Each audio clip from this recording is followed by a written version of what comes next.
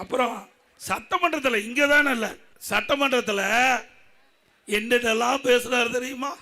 இதே செந்தில் பாலாஜி திரு கருணாநிதி பற்றி என்னென்னலாம் பேசினாரு, கடுமையாக பேசினாரு. சட்டமன்றத்தில் பதிவு நீக்க முடியாது. அதே திரு ஸ்டாலின் பேசினாரு. அவர் வந்து டிரான்ஸ்போர்ட் மினிஸ்டர் இருக்கும்போது, இங்கே நிற்கிற வேட்பாளர் டிரான்ஸ்போர்ட் மினிஸ்டர் அதிமுக இருக்கும்போது, இந்த டிக்கெட் அடிக்கிற மிஷின் இருக்கு பார்த்தியா, அதில் ஊழல் பண்ணான்னு பேசினார். இப்படியெல்லாம் பேசிவிட்டு புனித நீராடி தூய்மையானவராக வந்து நிற்கிற மாதிரி அடையாளத்தை காட்டுறார். நல்லா பார்த்துங்க, தான் 5 கட்சி அமாவாசை.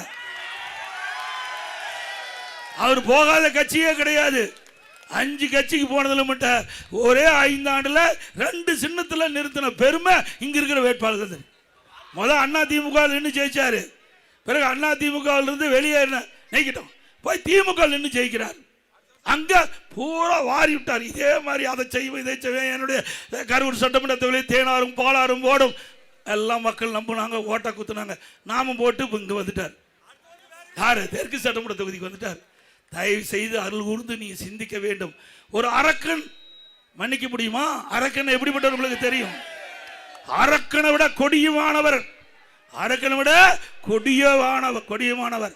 அப்படிப்பட்ட மனிதாபிமானம் இல்லாத, மனித இரக்கம் இல்லாத ஒருவர் இந்த தொகுதியில் போட்டியிடார். அருள் கூர்ந்து தயவு செய்து கொங்கு நாட்டு மக்கள் விழிப்புணர்வுகள், சிந்தித்து பார்க்கக்கூடியவர்கள், எது சரி தவறு என்று எடை போட்டு அதற்கு தக்க தீர்ப்பளிக்கக்கூடிய மக்கள், இந்த மண்ணில் பிறந்த மக்கள், அவர்கள் நியாயமான தீர்ப்பை வழங்குவீர்கள், நல்லவரை தேர்ந்தெடுப்பீர்கள். திரு அர்ஜுனன் அவர்களையும் திரு ஜெயராமன் அவர்களையும் வாணி சீனிவாசன் தேர்ந்தெடுக்கப்படும்.